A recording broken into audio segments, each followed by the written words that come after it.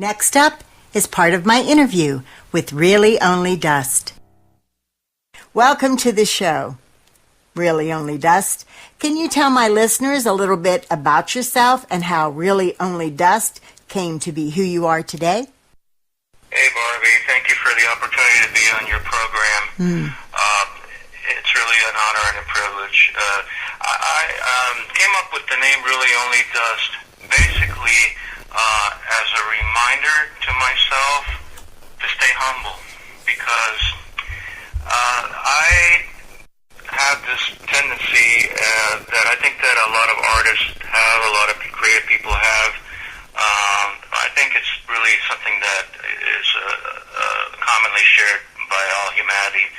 The Bible says that the pride is the worst sin, and what happens with me is that when I come up with an idea, let's say that I came up with a great sounding melody, or what I consider to be great lyrics, or a really good a mix of a song, or anything creative that I'm really really happy with, Satan comes and whispers in my ear things like, Rod, you're really good. You know, you really have a lot of talent. You are just so gifted. You're so unique. You're so wonderful, and you aren't you just the greatest? And look at all the people that love what you do, and those kinds of things.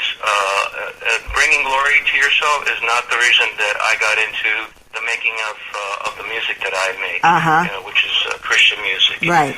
My music is for the purpose of glorifying God and giving Him the glory, because after all, any gifts that I have, they were given to me. I don't claim that they come from me; they come from the Lord, and they can be taken away at any time, His choosing. So the Bible says in Psalms, Psalm 103, verses 13 through 14, "For the Lord is mindful of our frame; He remembers that we are but dust." And really, that's all we are. So that's where the name Really Only Dust came from. We have to remember that we really are earthen vessels. That's right. That God chooses to use for His glory.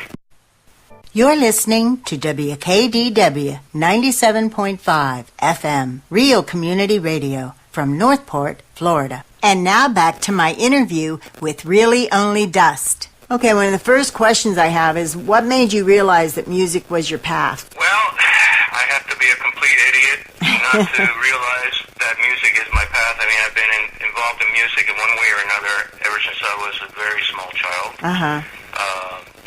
From the time that I could even memorize words, I was memorizing basically audiobooks, complete audiobooks, because they were set to music. People would think that I was reading when I really wasn't. I must have been maybe 2 or 3 years old. Then after that, I really enjoyed listening to my parents' record collection. I used to play a lot of the records that they had. Jose Fajardo was one of my favorites. He was, I'm Cuban, and my parents brought me here when I was 6 years old. And Jose Fajardo was a band leader from the 40s and the 50s. And also, I grew to love classical music as well. One of my favorite types of classical music was Strauss waltzes. After that, I started buying very high-end audio equipment, even in my late teens. I started co-writing with different people around that time. After that, I joined bands. And I also opened up a studio and ran that for several years. I was engineering, arranging, mastering. So I've pretty much been full circle throughout the different facets of the music field. It's just been a part of my life ever as long as I can remember. Now back to my interview with Really Only Dust. How would you describe yourself as a musician? I am very eclectic, in my opinion. For example, I do like classical music. I've been influenced by that. I've also been influenced by jazz, commercial, top 40 pop, and also movie themes and cinematic type elements in music. I've been influenced by all of those. So who would you say influenced you in your life as far as songwriters? My initial influences were John Lennon and Paul McCartney. Yeah.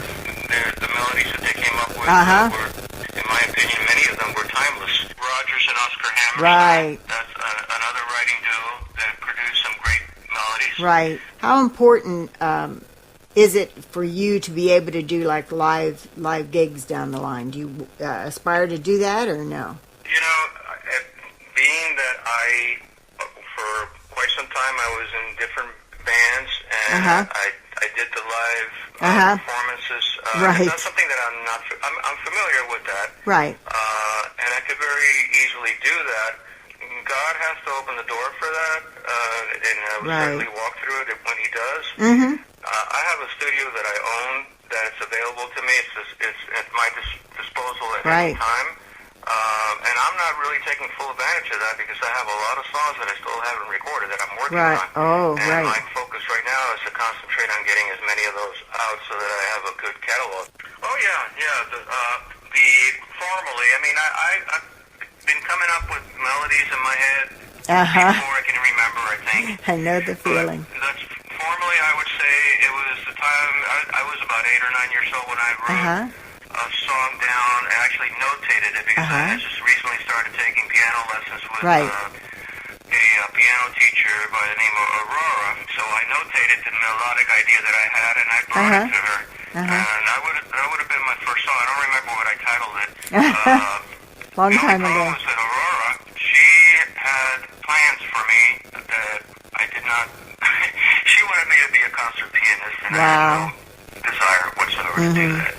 With my personality, that I do want to have things as close to perfect as possible, and particularly my music. And now that I'm doing it for the Lord, for many years I was doing it for the devil. I'll be honest with you. I mean, I was writing and working, on some very ungodly things. Rod, what advice do you have for an aspiring singer-songwriter? I would say to do it for Him.